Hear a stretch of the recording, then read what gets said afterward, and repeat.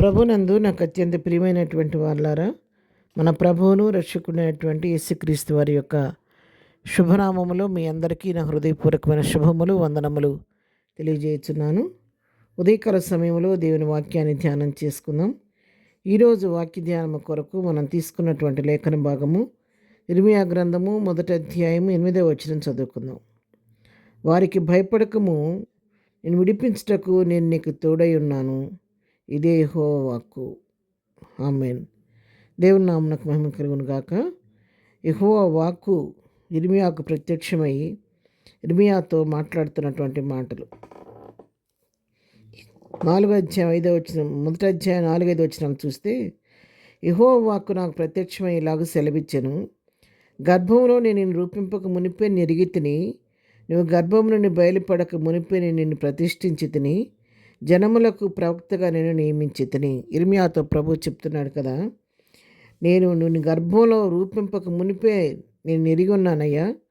నీ గర్భం నుండి బయలుపడక మునిపి నేను నా కొరకు ప్రతిష్ఠించుకున్నాను, నా సొత్తుగా నేను ఏర్పరచుకున్నాను, నా జనముగా నిన్ను చేసుకున్నాను, జనములకు ప్రవక్తగా నువ్వు ఉండాలని నేను ఆనాడే నీ కొరకు నేను తీర్మానం చేసి ప్రతిష్ఠించి ఉన్నానని చెప్పని మరి ఇర్మియాతో చెప్తే, ఇర్మియా ఇక్కడ ఏమంటున్నాడంటే 6వ వచనంలో, అయ్యో ప్రభువా యెహోవా, చిత్తగించుము, నేను బాలుడనే మాట్లాడటకు నాకు శక్తి చాలదని అనగా అంటున్నాడు కదా.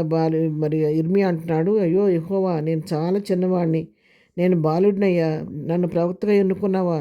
నేను నీ ప్రవచనం చూడటానికి, నీ వాక్కును అందించడం నేను ఏ పాటి వాడిని, నా బలం సరిపోదు, నా శక్తి సరిపోదు అని మరి ఇర్మియా చెప్తున్నాడు. ఇక్కడ చెప్తున్నప్పుడు ప్రభు అంటున్నాడు, మరి అప్పుడు యెహోవా నాకు ఇలాగ సెలవిచ్చాను, నేను బాలుడిని అనవద్దు, నేను పంపు వారందరి యొద్దకు నువ్వు పోవలను, నీకు ఆజ్ఞాపించిన సంగతులన్నీ చెప్పవలను. నువ్వు ఆ మాట అనొద్దు, నేను బలపరిచేది, నేను ఇప్పుడు నీకు తల్లి గర్భంలో ఉండగా నేను ఏర్పరచుకున్నాను, నా కృప నీకు ఇచ్చాను, ప్రవక్తగా నియమించుకున్నాను, కాబట్టి నువ్వు బాలుడు నన్ను అనవద్దు.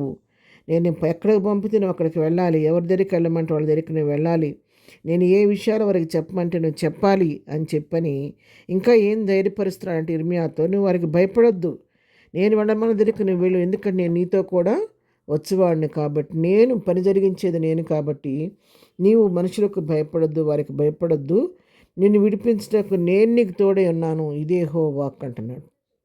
నేను నీకు తోడుగా ఉన్నాను, నీకు ముందుగా నడిచేవాడిని నేను కాబట్టి నువ్వు దేనికి భయపడొద్దు, నువ్వు ధైర్యంతో ముందుకెళ్ళి నా పనిని తుదముట్టించు అని చెప్పని ఇక్కడ మరి భక్తుడైనటువంటి ఇర్మియాతో దేవుడు, యెహోవా దేవుడు సెలవిచ్చినట్లుగా మనం ఇక్కడ చూస్తూ ఉన్నాం.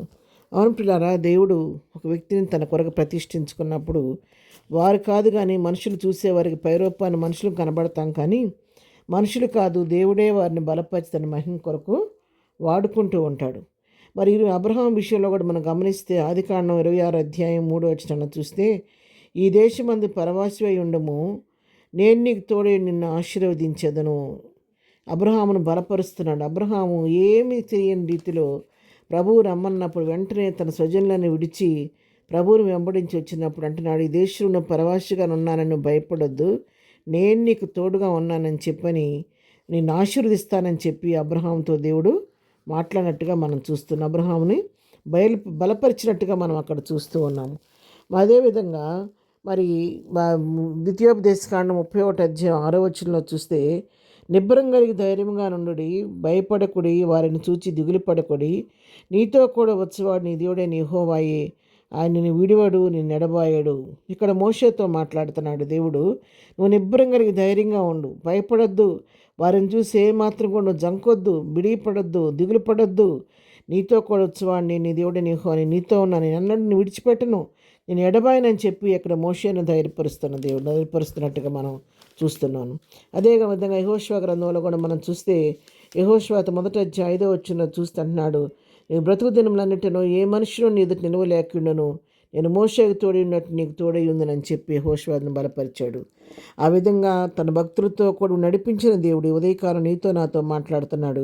ఏ పరిస్థితికి మీరు భయపడొద్దు, మనుషులకు భయపడొద్దు, పరిస్థితులకు భయపడొద్దు, కానీ నేను మీతో కూడా వచ్చి నడిపించి మీకు తోడుగా ఉంటానని చెప్పని, I am with you to deliver you అని దేవుడు ఉదయకాలం మనకు వాగ్దానం చేస్తుండగా వాగ్దానం పట్టుకొని ధైర్యంతో ముందుకు సాగిపోదాం.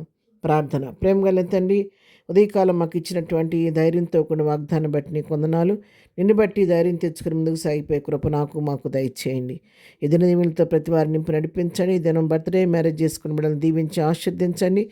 ప్రతి వారి అవసరక్కరు మీ నామలో తీర్చమని, ఈ దినం మేము చేయి పని పాటలు రాకపోకలో క్షేమం దయచేయమని యేసు నామములో ప్రార్థించడి పొందుకొని ఉన్నాము తండ్రి. ఆమెన్. ప్రభు కృప సదాకాలం మనందరికీ తోడై ఉండి నడిపించును గాక. ఆమెన్.